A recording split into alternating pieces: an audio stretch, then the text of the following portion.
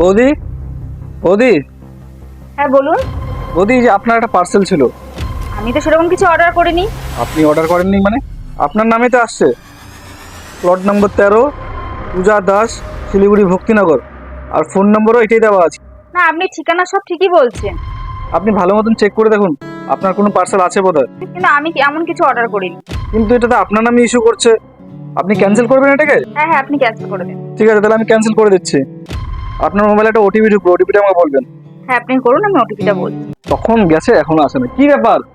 কি হলো তোমার, হচ্ছে না নাকি? আরে দেখো না, একটা পার্সেল এসেছে, সেটা আমার নাই, এই ওটিপিটা বলেই আসছে। ওটিপি?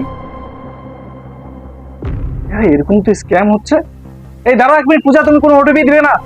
ওটিপিটা বলুন। কেন? তুমি না সবসময় বাজে বকো, ছেলেটা তো ওখানেই দাঁড়িয়ে আছে।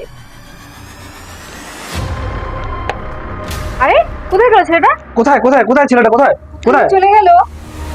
চলে গেল মানে? দেখলে, ও ভয়ের চোটে ভেঙে গেছে। আসল কথা কি, ও তোমার কাছ থেকে শুধু ওটিপিটা নিত, তুমি কোনো মাল অর্ডারই করোনি। এটা নতুন ধরনের একটা স্ক্যাম। ও এসে বলবে যে বৌদি আপনি একটা মাল অর্ডার করেছেন।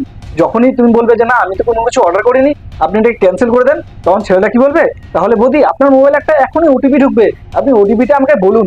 আর যখনই তুমি ওটিপিটা বলবে না, তখনই সাথে সাথে দেখবে তোমার ব্যাংকের অ্যাকাউন্ট খালি হয়ে যাবে। তাহলে এখনই তোমরা সতর্ক হও। আর আপনাদেরও বলছি, আপনারাও এই ভিডিওটা দেখে এখনই সতর্ক হন।